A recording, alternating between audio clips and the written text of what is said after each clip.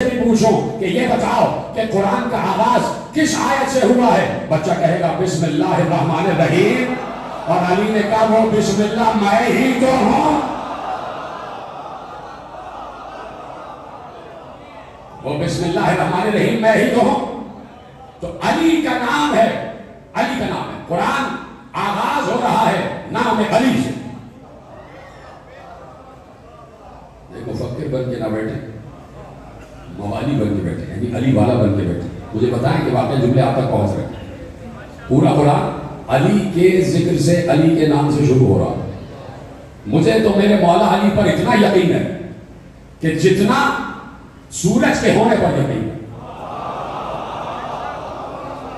جب میرے مولا نے کہہ دیا کہ میں ہوں باہ بسم اللہ، تو میں اس بات اقرار کرنے میں کوئی شرم اور عار محسوس نہیں کرتا کہ قرآن کی ابتدا نام علی سے ہو رہی ہے، نام علی سے ہو رہی ہے۔ نہیں بولے آپ، لیجئے اب میں آپ کے حوالے ایک حدیث کرتا ہوں، اور حدیث ہے متفق علیہ، علماء اہل تسنن اور علماء اہل تشیع دونوں نے لکھا، اور کبھی موقع ہوگا تو میں عرض کروں گا کہ علی کی شان میں کون سی آیتیں ہیں کہ جن کو بخاری صاحب نے بھی لکھا ہے،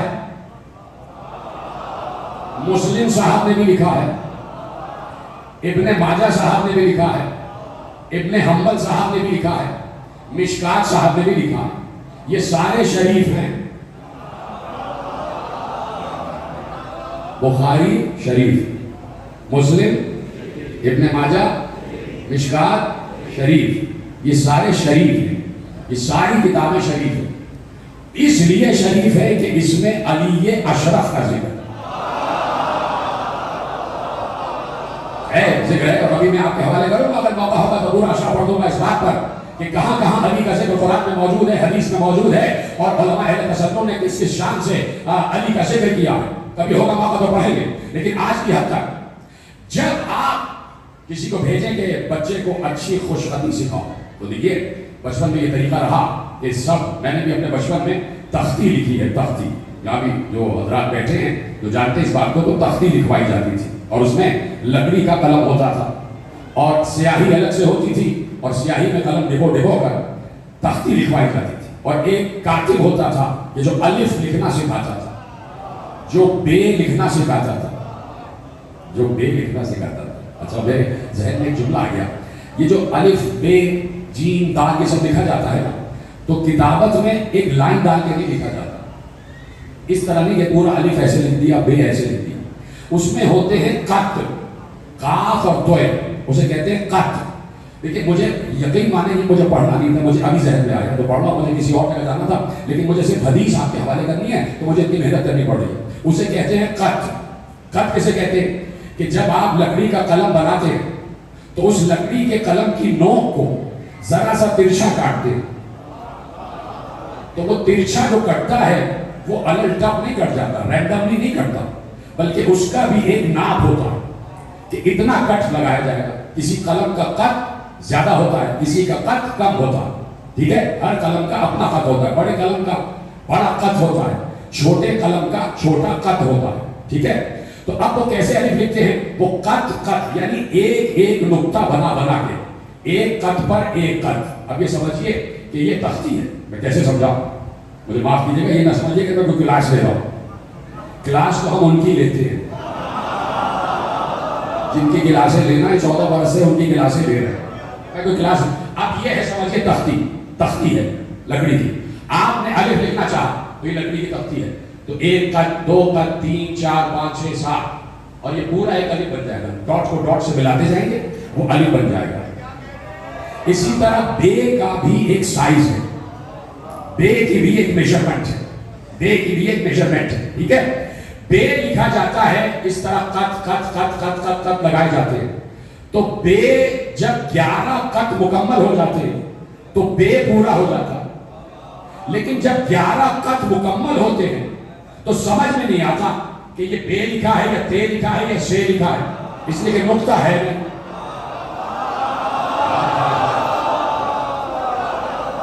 جب 11 قط مکمل ہوتے ہیں تو سمجھ میں نہیں آتا یہ کیا لکھا ہے، با ہے، تا ہے یا سا ہے، کیا ہے۔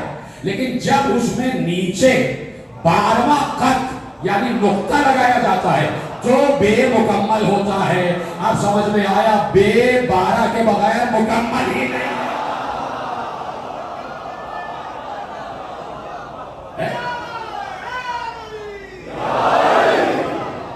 اور اگر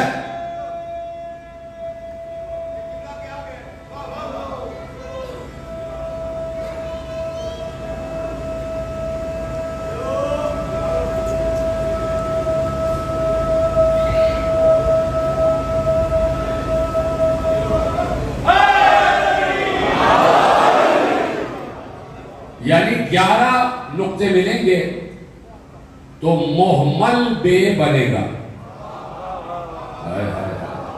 سمجھ میں نہیں آئے گا یہ کیا ہے؟ جب تک نقطہ نہ لگے تو محمل ہو جائے گا، کچھ پتہ نہیں چلے گا یہ کیا لکھا۔ یعنی نقطہ بتاتا ہے کہ اس میں کیا نقطہ چھپا ہوا ہے، اس میں نقطہ کیا ہے۔ تو اب جب خطاطی سکھائی جاتی ہے تو اس سے پہلے جو خطاط ہوتا ہے وہ ایک لیکچر دیتا، اور لیکچر میں چونکہ سب سے پہلے خطاطی میں بسم اللہ الرحمن الرحیم لکھنا سکھایا جاتا، اور بسم اللہ میں بھی بے پہلے ہے، بسم اللہ میں بھی بے پہلے ہے، ٹھیک ہے۔ لیکن یہ کہ بے سے بھی پہلے الف ہے، بے سے بھی پہلے الف ہے۔ تو اللہ نے کسی ایسے جملے سے آغاز کیوں نہیں کیا قرآن کا جس کی ابتدا الف سے ہو رہی ہے؟ بسم اللہ الرحمن الرحیم سے ابتدا ہو گیا، کوئی اور بھی نام رکھ سکتا، الرحمن الرحیم الف سے ابتدا ہو جاتی، یہ بے سے ابتدا کیوں کی؟ بے سے ابتدا کیوں؟ میرا دل کہتا ہے اگر آپ قبول کر لیں تو شاید بات پہنچ جائے۔ اللہ یہ بتانا چاہتا کہ اللہ کی الف اس وقت تک سمجھ میں نہیں آئے گی جب تک بے کا نقطہ سمجھ میں نہ آ جائے۔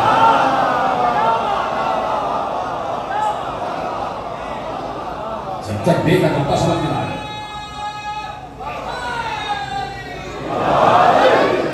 بسم اللہ الرحمن الرحیم،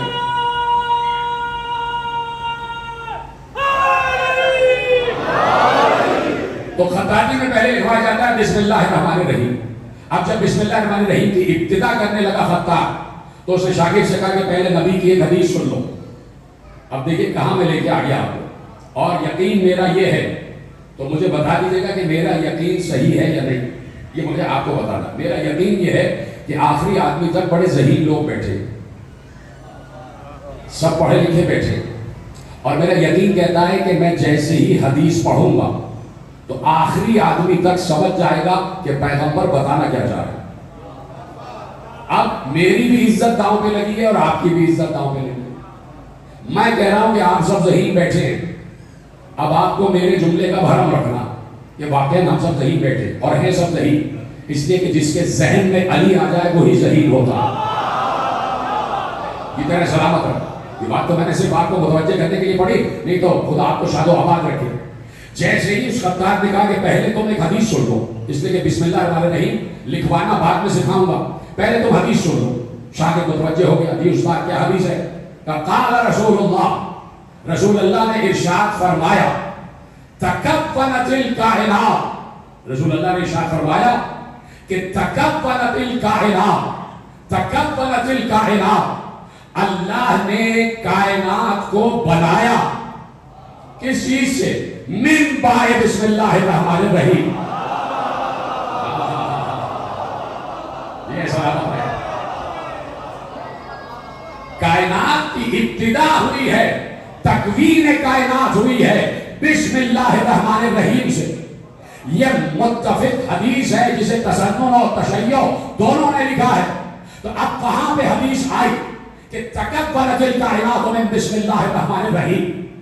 ابو ہریرہ نے لکھا کہ تکونت الکائنات من بسم اللہ الرحمن الرحیم، اور ادھر ابو بصیر نے لکھا کہ علی نے کہا کہ تکونت الکائنات باسمی، اللہ نے کائنات میرے نام سے بنائے۔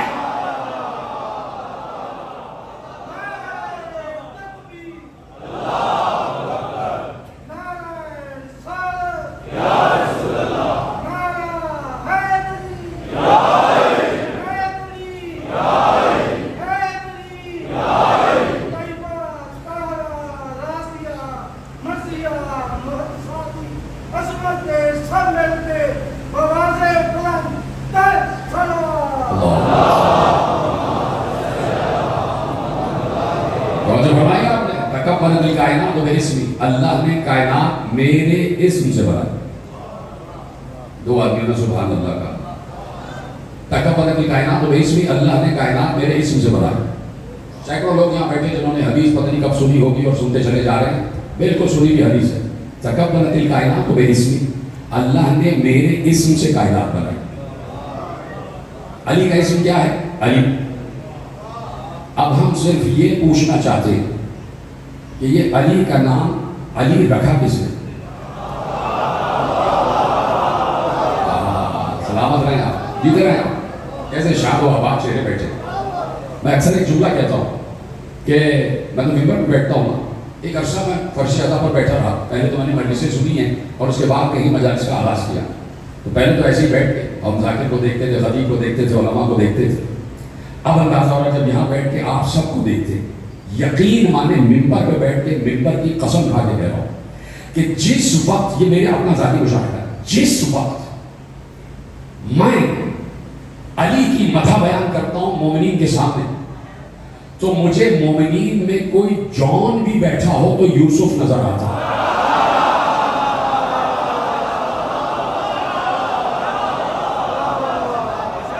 اتنے حسین ہو جاتے ہیں آپ، اتنے حسین ہو جاتے ہیں. آپ کبھی بزرگوں کے چہروں کو دیکھیں جوانی آ جاتی ہے. نام علی پہ آپ اتنے حسین ہو جاتے ہیں. کیوں نہ آپ کے چہرے حسین ہو جائیں؟ جس کے چہرے کو اللہ اپنا چہرہ کہہ رہا ہو کیوں نہ حسین ہو جائے. تو خدا آپ کو شاد و آباد رکھے. تو اس لیے میں نے کہا کہ تکبرت الکائنات باسمی، اللہ علی کہہ رہے ہیں کہ میرے نام سے اللہ نے کائنات کی تکوین کی ہے، پوری کائنات بنائی ہے. اور کائنات میں سب کچھ ہے، کائنات میں سب کچھ ہے. صرف یہ نہیں کہ آپ کا یہ سولر سسٹم اس کائنات میں ہے، نہ معلوم ایسے کتنے سولر سسٹم ہیں، ایسے کتنے نظام ہائے شمسی ہیں، ہزار کھرب، یعنی ملین ٹریلین بلین اور سیکسٹریلین، نہ معلوم کتنے کتنے. کبھی اس پہ بات بھی کریں گے ایسٹرولوجی پہ. اتنے ستارے، اتنے سیارے، اتنے ثوابت، یہ سب کائنات ہے. ساری یہ کائنات ہے، جہاں جہاں تک اس وقت انسان کی ریسرچ جا رہی ہے، یہ سب کائنات ہے. اور علی کہہ رہے ہیں پوری کائنات میرے اسم سے بنی ہے، پوری کائنات میرے اسم سے بنی ہے. لیکن میں کیا کروں؟ میں بیٹھا ہوں لاہور میں اور اسی سے 1.5 گھنٹے کے فاصلے پہ سیالکوٹ، اور وہیں سے شاعر مشرق ابھرے جن کا نام ہے علامہ ڈاکٹر محمد اقبال. ڈاکٹر اقبال، علامہ اقبال نے ایک عجیب جملہ کہا اور آج سائنس اس کو انڈورس کر رہی ہے. کیا کہا؟ یہ کائنات ابھی نا تمام ہے شاید کہ آ رہی ہے دمادم صدائے کن فیکون. سلامت رہے ہیں. کیا یہ کائنات ابھی نا تمام ہے شاید کہ آ رہی ہے دمادم صدائے کن فیکون؟ کیا ابھی تک کائنات بنتی چلی جا رہی ہے؟ ابھی بھی آپ دیکھیے، روز ناسا کو آپ پڑھیے، کوئی نہ کوئی نیا ستارہ وجود میں آ رہا ہے، کوئی نہ کوئی نئی کہکشاں وجود میں آ رہی ہے، کوئی نہ کوئی نئی گیلیکسی وجود میں آ رہی ہے، کوئی نہ کوئی نیا عالم وجود میں آ رہا ہے. آپ کے پاس دمدار ستارے وجود میں آ رہے ہیں، ملکی وے وجود میں آ رہے ہیں. مسلسل ریسرچ ہو رہی ہے، مسلسل دریافت ہو رہا ہے، یہ ستارہ بن رہا ہے، یہ ستارہ بن رہا ہے، یہ ستارہ بن رہا ہے. اور اقبال نے کہا کہ آج بھی کن کی صدا رکی نہیں ہے، اس لیے کہ ہر روز ایک نیا ستارہ، ایک نئی کائنات بن رہی ہے. تو میں کیوں نہ کہہ دوں اقبال سے فائدہ اٹھاتے ہوئے کہ علی نے کہا تھا میرے نام سے کائنات بنائی گئی ہے. اور اگر آج بھی کائنات بن رہی ہے تو آج بھی اللہ کہہ رہا ہے علی علی علی.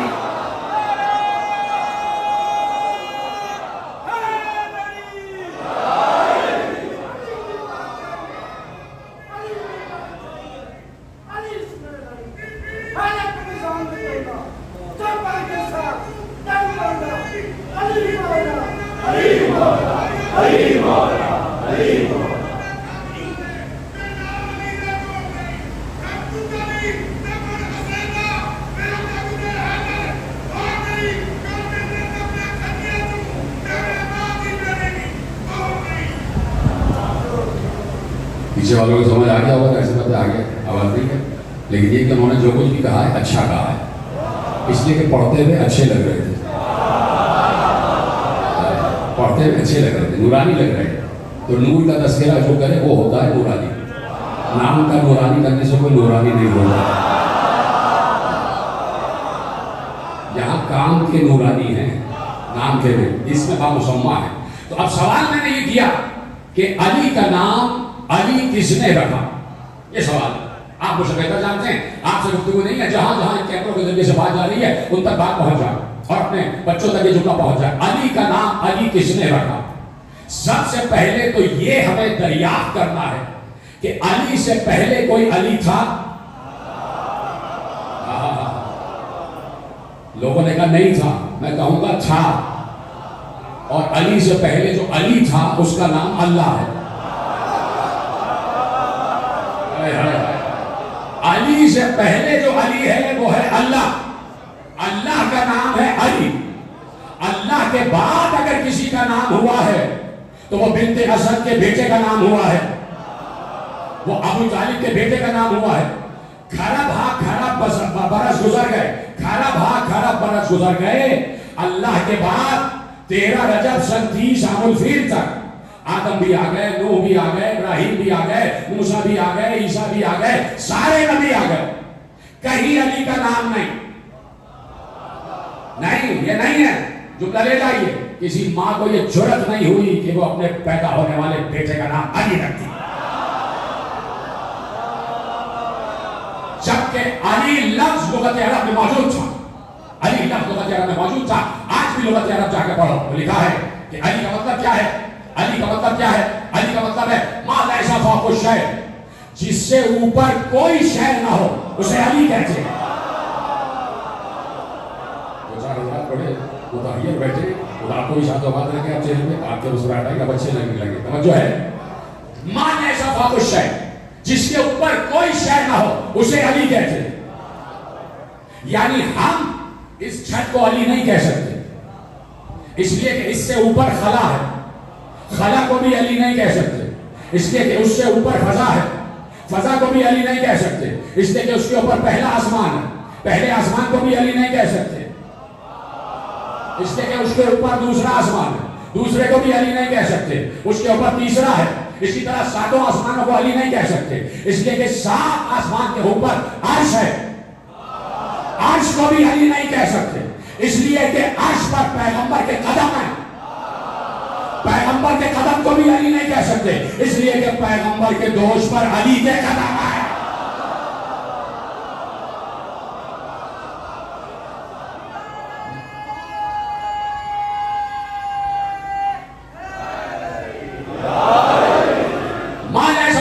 جس سے اوپر کوئی شے نہ ہو، یعنی جہاں جہاں بلندی آتی جائے گی آپ کہیں گے یہ سب سے بلند ہے، تو آپ کہیں گے اس سے اوپر بھی علی ہے۔ آپ کسی چیز کو کہتے ہیں اس سے بڑھتر کوئی چیز نہیں ہے، اس سے بلند کوئی چیز نہیں ہے، تو علی کہیں گے یہ میرا مقام ہے، میں اس سے بھی بلند ہوں، میرا نام علی ہے۔ جہاں جہاں تک تمہاری بلندی کی نگاہیں جا رہی ہیں میں اس سے بھی اوپر ہوں۔ یہ علی کے لفظ کے معنی ہیں، اور لغت عرب میں لفظ موجود تھا۔ کسی ابو جہل، ابو لہب یا کوئی ابو، کسی نے اپنے بیٹے کا نام علی رکھا ہی بھائی، ابو طالب کے علاوہ بھی تو بہت سے ابو گزرے نا،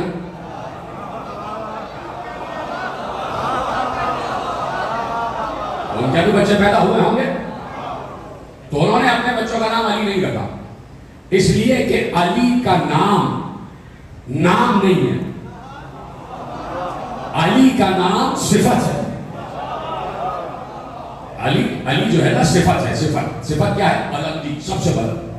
تو لوگ تو نام رکھتے تھے، کسی کو کیا پتا کہ صفت پر بھی کسی بچے کا نام رکھا جا سکتا، یہ تو آل محمد نے سکھایا کہ نام کیسے رکھے جاتے، یہ تو آل محمد نے سکھایا نام کیسے رکھے جاتے۔ کتنے حسین نام ہے آل محمد کے، ہے کہ نہیں ہے؟ کتنے حسین نام، اتنے حسین نام کہ اللہ نے کہا کہ اللہ اکبر وَلِلَّهِ الْأَسْمَاءُ الْحُسْنَىٰ فَادْعُوهُ بِهَا، ہر حسین نام اللہ کے لیے، اللہ کو انہی ناموں سے پکارو، تو ہر حسین نام اللہ کے لیے۔ جب جیسے ہی آیت آئی تو معصومی نے کہا نحن اسماء الحسنیٰ، علی نے کہا ہم اسماء الحسنیٰ، ہم ہیں اللہ کے اسماء الحسنیٰ، ہم ہیں اللہ کے حسین نام، ہم ہیں اللہ کے حسین نام، ہم ہیں اللہ کے حسین نام۔ لوگوں نے کہا کہ علی نے ان کے اوپر بھی اپنے بیٹے کا نام رکھ دیا، ان کے اوپر اپنے بیٹے کا نام، ان پر ایک نام ان پر رکھ دیا، ایک ان پر رکھ دیا، ایک ان پر رکھ دیا۔ میں کہوں گا علی کو ناموں کی کوئی کمی تھی؟ علی خود اسماء حسنیٰ ہے۔ اگر کوئی یہ کہہ رہا ہے کہ ان پر علی نے اپنے بیٹوں کے نام رکھ دیے تھے تو علی اسماء حسنیٰ ہے نا، تو میں ادباً یہ پوچھنا چاہتا ہوں اللہ کے ناموں میں کوئی وہ نام دکھاؤ،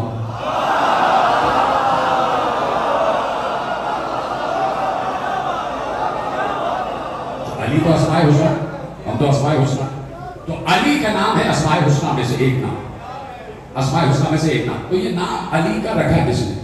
ختم ہو رہی ہے اسی کے بعد، اور یہ مسائل شروع ہو جائیں گے، لیکن جملہ فضائل کا لیتے جائیے. اور آپ اس سے بہتر میں کہتا ہوں کہ کوئی مجمع مجھے ملا نہ ملا، لیکن اس وقت سب سے بہتر مجمع میرے سامنے بیٹھا ہے اور مجھے پتا ہے کہ میرے جملے آپ تک کیسے پہنچے کہ جملہ میرا نہیں ہے. میں کوٹ ان کوٹ کر رہا ہوں، انڈر بریکٹ میں جملے آپ کے حوالے کر رہا ہوں. جیسے ہی 13 رجب کو علی کعبے میں آئے، ہونا کیا چاہیے تھا؟ حضرت ابو طالب بھی جاتے، دروازہ کھول کے کعبے کے اندر چلے جاتے. حضرت ابو طالب کو معلوم ہو گیا دیوار شب ہوئی ہے، میری زوجہ کعبے کے اندر گئی ہے، دیوار دوبارہ بند ہو گئے. حضرت ابو طالب نہ اپنے گھر گئے نہ کعبے میں گئے. حضرت ابو طالب کعبے سے بالکل ملی ہوئی کوہ صفا پہ آ کے کھڑے ہو گئے، صفا پہاڑ پہ آ کے کھڑے ہو گئے، اور کھڑے ہونے کے بعد اللہ سے مخاطب ہوئے. اللہ سے مخاطب ہوئے. ابھی بیٹا اس دنیا میں آیا تو ہونا چاہیے تھا کہ جاتے اللہ کے گھر پہ جاتے اور کہتے بنت اسد میرے بیٹے کو میری گود میں دو. نہیں گئے، فوراً کوہ صفا پہ بلند ہو گئے، بلندی پہ گئے اور ایک بار ایسے ہاتھ اٹھائے، اور ہاتھ اٹھانے کے بعد براہ راست اللہ سے بات کی. کسی ملک کو نہیں بلایا، کسی پیر کو نہیں بلایا، پیر صاحب میرا پیغام اللہ تک پہنچا دو. نہیں، ایک بار ہاتھ اٹھائے اور ہاتھ اٹھا کر براہ راست اللہ سے مناجات کی، اور مناجات مصروں میں کی، منظوم مناجات. اور اللہ نے بھی، چلو روکتا ہوں جملہ، پہلے میں آپ کو یہ منظر دکھاتا ہوں. ایک بار ابو طالب نے اپنے ہاتھ دست دعا بارگاہ پروردگار میں، بارگاہ قدوس میں بلند کیے، اور اب مخاطب ہوا علی کا بابا خالق علی سے. پدر علی خالق علی سے مخاطب ہوا اور لفظ استعمال کیا جہاں سے بات کا آغاز کیا، یا رب، یا رب هذا الغسق الدجي والقمر المبتلج المزي بين لنا من امرك الخفي ماذا ترى في اسم ذا الصبي.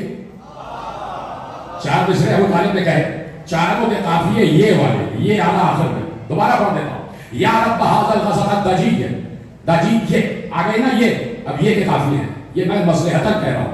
یا رب هذا الغسق الدجي والقمر المبتلج المزي بين لنا من امرك الخفي ماذا ترى في اسم ذا الصبي. غیر میں پڑھے نا مصرے، اب ترجمہ سن لو. اے اس تاریک رات کو پالنے والے رب، ابو طالب سنا ابو طالب کون ہے؟ اے اس تاریک رات کو پالنے والے رب، اور اس تاریک رات کو، جملہ سمجھ لینا حضرت ابو طالب کا جملہ ہے، اور اس تاریک رات کو چاند سے منور کرنے والے رب، روشن چاند ابھارنے والے رب. اب جناب عجیب جملہ کہا جناب ابو طالب نے، عجیب جملہ کہا، بلکہ اللہ نے نمبر کا خفی ہے، پروردگار. دیکھیے اس کو سمجھیے گا کہ کس وقت بات ہو رہی ہے. ابھی قرآن آنے میں 10 برس ہے، ابھی قرآن آیا نہیں، اس وقت باتیں ہو رہی ہیں. بلکہ اللہ نے نمبر کا خفی ہے، پروردگار وہ جو تیرا ایک امر غیب ہے نا، وہ مجھ پر ظاہر کر دے. سلامت رہے. بلکہ اللہ نے نمبر کا خفی ہے، وہ تیرا جو امر غیب ہے، وہ جو تیرا چھپا ہوا ایک امر ہے، وہ مجھ پر، ہم پر ظاہر کر دے. وہ چھپا ہوا امر کیا ہے؟ آپ سن لینا، ذہن میں بیٹھا ہوا ہے آپ کے دلوں میں، علی دھڑکن بن کے دھڑک رہا ہے تو آپ تک یہ جملہ پہنچے گا. حضرت ابو طالب کہہ رہے ہیں کہ تیرے پاس ایک غیب ہے، اور وہ غیب مجھ پر ظاہر کر دے، کہ وہ غیب مجھ پر غیب نہ رہے. وہ غیب کیا ہے؟ ایک بار کہا ماذا ترى في اسم ذا الصبي، ذرا یہ بتا دے تو نے میرے بیٹے کا نام کیا رکھا ہے.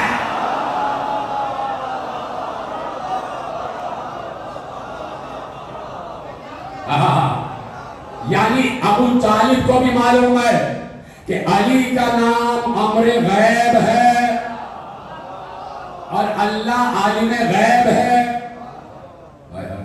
جملہ ضائع ہو گیا تو مجھے افسوس ہو جائے گا. ابو طالب کو معلوم ہے کہ اللہ علی کا نام غیب ہے اور اللہ عالم غیب ہے. ابو طالب جانتے ہیں کہ علی کا نام غیب ہے اور اللہ عالم غیب ہے, اور جب اللہ مجھے بھی علی کا نام بتا دے گا تو میں بھی عالم غیب ہو جاؤں گا. جیسی داد مجھے ملنی جائے گی ویسے ملی نہیں. سلامت رہیں, پھر بھی آپ سلامت رہیں.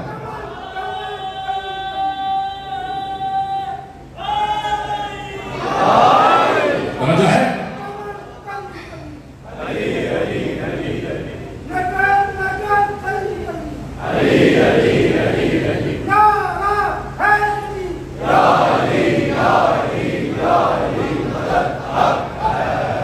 کہا کہ اس بچے کا نام بتا جو تیرے گھر میں پیدا ہوا ہے, میرے بیٹے کا نام بتا دے. اس کا مطلب ہے کہ ابو طالب نے براہ راست اللہ سے بات کی نا. تو قرآن کی ایک آیت ہے اور بڑی مشہور آیت ہے, وَإِذَا سَأَلَكَ عِبَادِي عَنِّي فَإِنِّي قَرِيبٌ أُجِيبُ دَعْوَةَ الدَّاعِ إِذَا دَعَانِ فَلْيَسْتَجِيبُوا لِي. کہا کہ اے میرے حبیب, جب یہ بندے آپ سے پوچھیں نا کہ اللہ کون ہے تو ان کو کہیے گا کہ اللہ تمہاری شہرت سے بھی قریب ہے. ٹھیک ہے, آواز آگے آئی, أُجِيبُ دَعْوَةَ الدَّاعِ إِذَا دَعَانِ فَلْيَسْتَجِيبُوا لِي. جب بھی کوئی پکارنے والا مجھے پکارتا ہے تو میں اس کی پکار کا جواب دیتا ہوں. میں اس کی پکار کا جواب دیتا ہوں. یہ پیچھے حضرات بیٹھے, سامنے حضرات بیٹھے, میری خواتین مائیں بہنیں بیٹھی ہیں, ہر جگہ آواز جا رہی ہے. اللہ یہاں موجود ہے نا, موجود ہے. تو کوئی سوال ہو تو اللہ سے کرو. اللہ یہاں ہے, کوئی بھی سوال ہو اللہ سے کیجیے کہ بھائی اللہ یہ بتا دے, یہ بتا دے, جواب نہیں آئے گا. اس کا مطلب ہے کہ وہ ہر کسی کو جواب کے قابل سمجھتا ہے. وہ اپنے مصطفیٰ مرتضیٰ مجتبیٰ بندوں سے باتیں کرتا ہوں. اب پتہ چل جائے گا کہ مصطفیٰ مرتضیٰ مجتبیٰ بندے ہیں کون. اگر جواب نہ آئے تو ابو طالب کافر. اتنا بڑا دعویٰ کر دیا. چلو اگر جواب نہ آئے تو ہم بھی کافر مان لیں گے, اور اگر جواب آ جائے تو اپنے باپ دادا کی قبر پہ جا کے ان سے کہنا کہ معافی مانگو ابو طالب سے.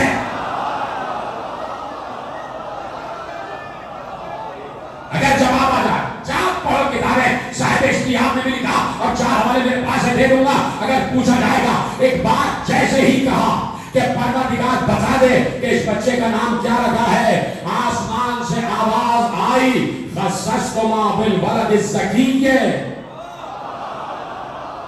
اسی ردیف و قافیہ نے جواب دیا, خصصتما بالولد الزکی الطاہر المنتجب الرضی. ابھی آخر کے 2 مصرے نہیں پڑھ رہا, اس لیے کہ بہت آسان ہے, سمجھ جاؤ گے. پہلے 2 مصرے کا ترجمہ سن لو. خصصتما بالولد الزکی, اے ابو طالب میں نے تمہیں اور تمہاری زوجہ کو ایک پاک بیٹے سے فخر عطا کیا ہے. ایک پاک بیٹا عطا کیا ہے. خصصتما بالولد الزکی, ہم نے تمہیں اور تمہاری زوجہ کو ایک پاک بیٹے سے خصوصیت عطا کی ہے. الطاہر المنتجب الرضی, وہ بیٹا طاہر بھی ہے, منتخب بھی ہے, اور وہ ہم سے راضی, ہم اس سے راضی. پاک بھی ہے, طاہر بھی ہے, رضی بھی ہے, منتخب بھی ہے. سوال کیا ہے؟ پروردگار یہ بتا دے کہ اس بچے کا نام تو نے کیا رکھا ہے. کہاں سے بات شروع ہوئی اب دوبارہ سن لو, اور ایک دم سے وہ دونوں مصرے آ جائیں گے اور مصرے آپ کے حوالے. اور میرا حسن یقین یہ کہتا ہے کہ آپ تک ترجمے کی ضرورت پڑے گی. خصصتما بالولد الزکی الطاہر المنتجب الرضی, اسمہ من قاہر العلی, علی کیوں نشتق من العلی. کہا سنو, میں بھی علی ہوں اور یہ بھی علی ہے.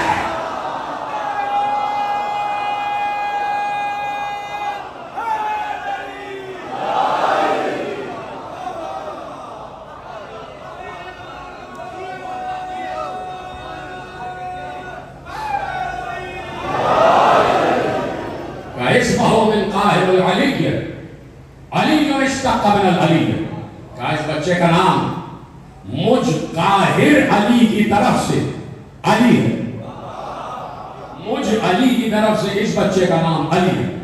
تو یہاں تو نام بھی اللہ رکھتا ہے، یہاں تو بچوں کے نام بھی اللہ رکھتا ہے، نبی تک نام نہیں رکھتے، نبی بھی نام نہیں رکھتے۔ علی نے پوچھا، رسول نے پوچھا کہ علی یہ 3 شعبان کو بچہ آیا ہے، کوئی نام رکھا؟ علی نے کہا یا رسول اللہ آپ موجود ہیں، آپ کے ہوتے ہوئے میں کیسے سبقت کروں؟ رسول اللہ نے کہا یا علی تم میرے ہوتے ہوئے پہل نہیں کر سکتے، میں اللہ کے ہوتے ہوئے پہل نہیں کر سکتا۔ یہاں تو ہونے والے بچوں کے نام بھی اللہ رکھا، اللہ نے جس بچے کا نام حسین رکھا تو وہ حسین ہی ہے۔ کبھی میرے دوستوں یہ میں اپنا ذاتی مشاہدہ، اپنی ذاتی مشق بتا رہا ہوں، کبھی شب میں سونے سے پہلے صرف نام حسین لینا، تمہیں عجیب لگے گا، عجیب نام ہے حسین، دل میں اتر جاتا تو بہت محبت پیدا ہوتی، اور صرف محبت نہیں، دل میں ایک درد پیدا ہوتا، جیسے ہی حسین کا نام آتا ہے چاہتا ہے پھوٹ پھوٹ کے انسان رو دے، ہائے حسین، عجیب نام، ہائے حسین۔ کبھی گئے ہونا کربلا؟ قبولیت زیارت کی سب سے بڑی نشانی کیا ہے پتہ ہے؟ کہ جیسے ہی حسین کے روضے کی طرف قدم بڑھانا شروع کرو، دل جو ہے وہ دھڑکنا شروع ہو جائے اور آنکھوں سے آنسو روا ہو جائے، یعنی تمہارے اندر گریہ طاری ہو جائے نا، سمجھ لو حسین بلا رہے ہیں، آ جاؤ میری طرف آ جاؤ، پھر اس نے زیارت مل چکا ہے تمہیں۔ اس کا مطلب ہے جب آنسو آ جائیں تو سمجھ لو اس نے زیارت مل گیا، حسین نے بلا دیا۔ یہ ہے قبولیت کی سب سے بڑی نشانی۔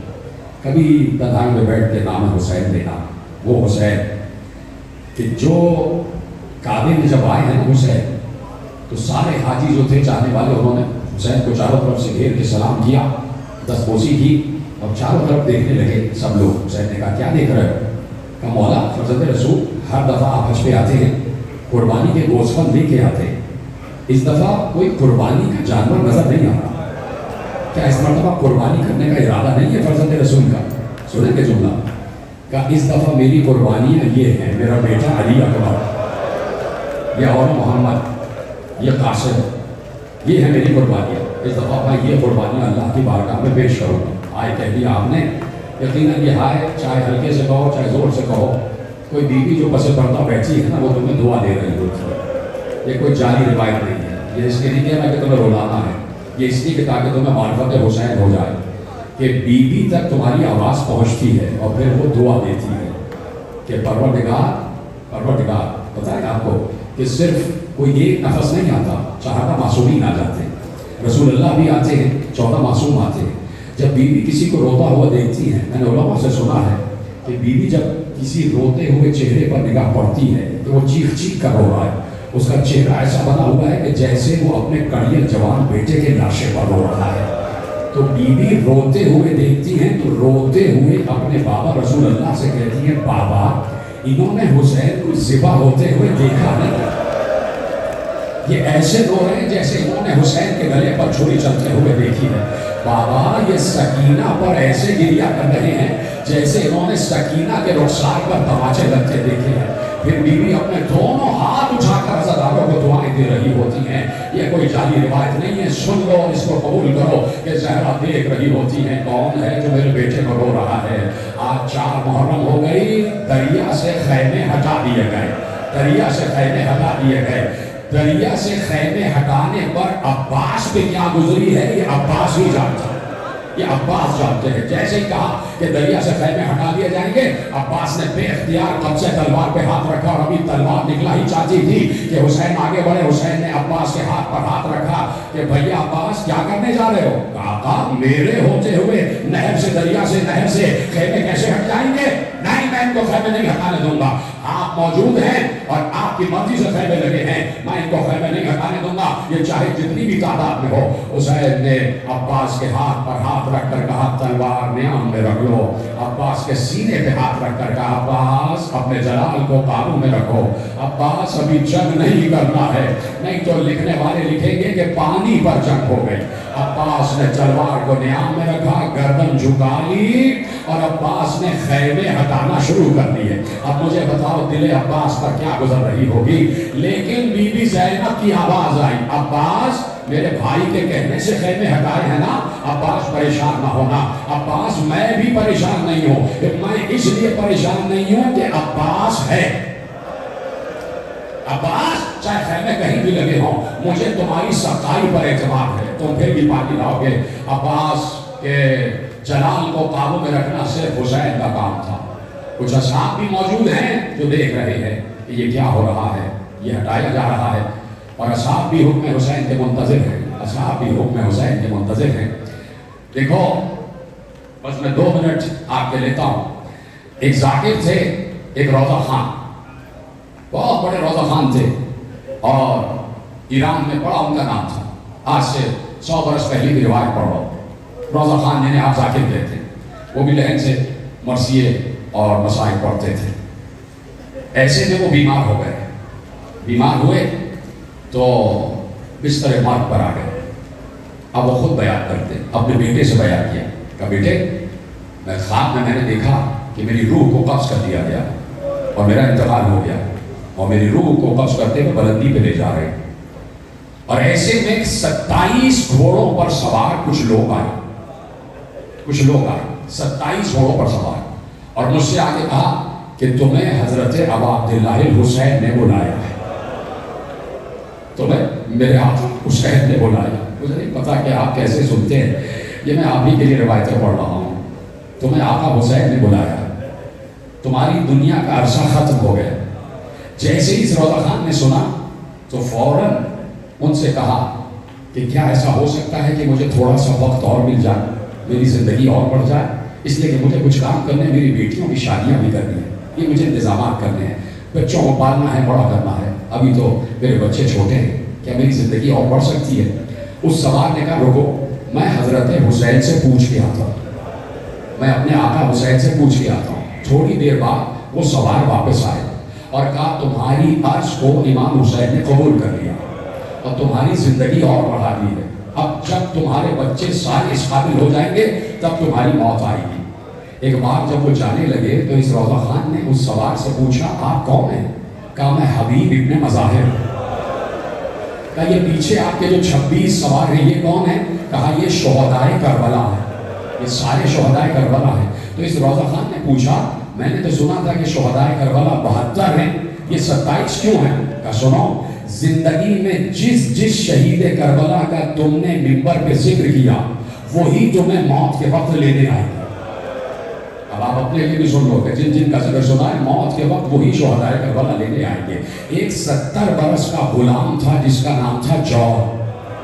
حسین اسے لے کے آئے, لیکن لے کے جب آ رہے تھے, جب مدینے سے چل رہے تھے تو جون کو لے کے نہیں آ رہے تھے. جون نے کہا آقا میں جانا چاہتا ہوں آپ کے ساتھ, میں ابو ذر غفاری کا غلام ہوں, انہوں نے مجھے علی کے حوالے کیا, علی نے مجھے حسن کے حوالے کیا, حسن مصطفیٰ نے آپ کے حوالے کیا, میں آپ کے ساتھ جانا چاہتا ہوں. کہا تم بوڑھے ہو گئے ہو, تم ابھی گھر پر رکو, تم یہاں کی دیکھ بھال کرو گا. نہیں مولا, شاید آپ مجھے اس لیے نہیں لے جا رہے کہ میں سیاہ فام ہوں, میں حبشی ہوں, میں کالا ہوں, اور شاید میرے پسینے سے بدبو آتی ہے.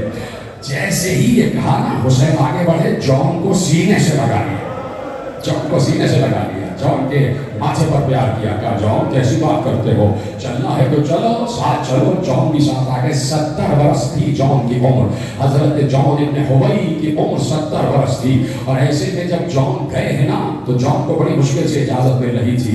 جب جون گئے ہیں اور تاریخی جنگ کی ہے, 70 برس کے بزرگ نے تاریخی جنگ کی ہے, اور جب جون زمین پر آئے ہیں تو کوئی اور نہیں, خود حسین لینے گئے, خود حسین لینے گئے. پہلی بات تو میں یہ بتا دوں کہ میں مقتل کی روایتیں پڑھتا ہوں, میں کوئی روایت بنا کے اور گڑھ کے نہیں پڑھتا کہ تمہیں رلانے کے لیے اپنی طرف سے روایتیں گڑھ کے پڑھو. یہ اتنا کربناک مقتل ہے کہ صرف مقتل ہی پڑھ دیا جائے تو رونے کے لیے کافی ہے. حسین جون کو اٹھانے گئے, جون کو حسین نے خود اپنی گود میں اٹھایا, جون کو اپنے ماتھے, اپنے کاندھے پہ رکھا اور آہستہ آہستہ لائے اور مقتل پہ لٹا دیا. صرف لٹایا نہیں, حسین 2 زانو ہو کے بیٹھے, جون کے سر کو اپنے زانو پہ رکھا, جون کے سر کو اپنے زانو پہ رکھا. جون نے سر کو نیچے رکھا پھر حسین نے جون کے سر کو اپنے زانوں پہ رکھا، پھر جون نے سر نیچے رکھا، بار بار کر رہے تھے۔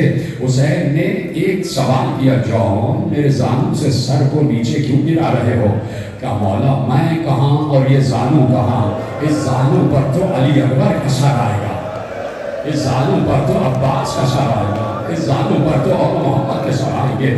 حسین نے پھر جون کو کلیجے سے لگا لیا، جون کی پیشانی پر پیار کیا، اور ایسے میں جون جون جون کہہ رہے تھے آقا میں جا رہا ہوں اس دنیا سے، نہ معلوم میرے چہرے کی اس کا کیفیت کیا ہے۔ حسین نے آواز دی، پروردگار جون کے چہرے کو نورانی بنا دے۔ اتنا نور جون کے چہرے سے ساطع ہو رہا تھا کہ 11 محرم کو فوج اشقیہ نے کہا کہ ہم نے ایک لاشا بہت دور دیکھا تھا کہ جو گھوڑوں کی لاشوں سے پامال ہونے سے بچا کے کسی نے دور ڈال دیا تھا، وہ لاشا 2 دن تک وہاں پڑا رہا، اس لاشے سے نور کی کرنیں پھوٹ رہی تھی، اور جب وہاں سے زین العابدین نے جون کا لاشا اٹھا کے دفنایا ہے نا، تو اس جگہ سے کئی مہینے مشک و عنبر کی خوشبو آ رہی تھی۔ اس لیے کہ حسین نے کہا تھا کہ پروردگار جون کے پسینے کو خوشبودار بنا دے، جون کے پسینے کو خوشبودار بنا دے۔ جون اس دنیا سے چلے گئے، حسین نے لاشا مقتل میں رکھ دیا، لاشا مقتل میں رکھ دیا۔ ایک اور لاشا حسین اٹھا کے لائے، مسلم ابن اوسجہ کا لاشا اٹھا کے لائے۔ یہ کوئی قصہ کہانی نہیں پڑھ رہا، تمہاری مرضی ہے رو نہ رو، میں شہزادی زہرا کو سنا رہا ہوں، میں اپنی بیوی کو سنا رہا ہوں، وہ یقیناً یہاں موجود ہیں۔ شہزادی آپ کو وسائل سنا رہا ہوں، اب آپ کی مرضی ہے کہ آوازیں بلند ہو یا نہ ہو۔ ایک اور صحابی کو لائے، مسلم ابن اوسجہ کو لے کے آئے، زخمی ہے مسلم ابن اوسجہ، حسین لائے، پھر ابن اوسجہ کا سر اپنے زانوں پہ رکھ دیا۔ زانوں پہ رکھنے کے بعد حسین نے بالوں کو پیار کیا۔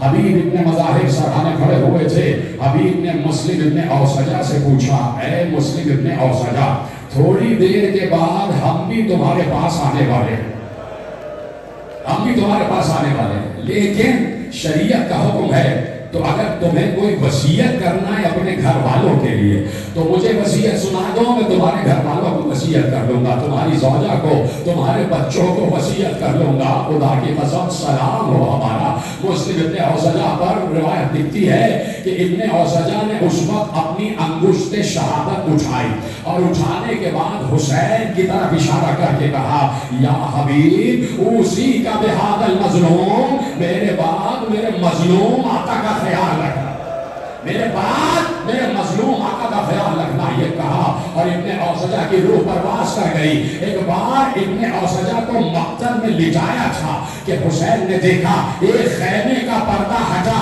ایک 8 یا 9 برس کا بچہ باہر آیا، اس کے ہاتھ میں بڑی سی تلوار تھی، وہ تلوار زمین پر خط دیتی بھی جا رہی تھی، اور وہ بچہ سیدھا مقتل کی طرف جا رہا تھا۔ حسین نے کہا عباس اس بچے کو روکو، اس بچے کو روکو، ایسا نہ ہو گھوڑوں کی ٹانگوں میں آگے کچل جائے۔ عباس آگے بڑھے، آگے بڑھنے کے بعد بچے کو اٹھایا، بچہ مچل رہا تھا، مجھے چھوڑ دے آقا، مجھے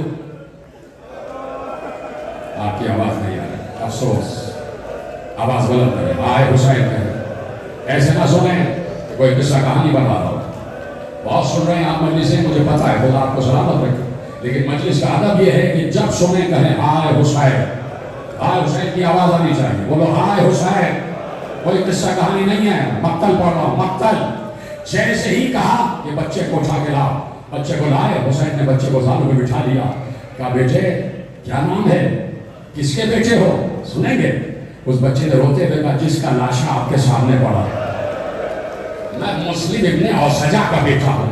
حسین نے چیخ مار کر کہا بیٹے تیری ماں کے لیے کیا تیرے باپ کا ہی غم کم تھا کہ تو بھی جا رہا ہے شہید ہونے کے لیے؟ بچے نے مچل کے کہا آقا اسی ماں نے تو تلوار لگا کے بھیجا اور کہا چلا جا اور فاطمہ کے لال کے نصرت کر۔ رو دیے حسین، چیخ مار کے رو دیے، چیخ مار کے رو دیے۔ اور آخری جملہ کل جناب ہور کی میں نے روایت پڑھی، ہور کو اٹھا کے لائے، حسین ہور کو اٹھا کے لائے، زخمی ہے ہور زخمی ہے، ہور کا سر بھی اپنے زانوں پہ رکھا، کریم آتا ہے ہمارا، ہور کا سر بھی اپنے زانوں پہ رکھا، سر سے خون بہ رہا تھا، اس لیے کہ تیر پیوست تھا۔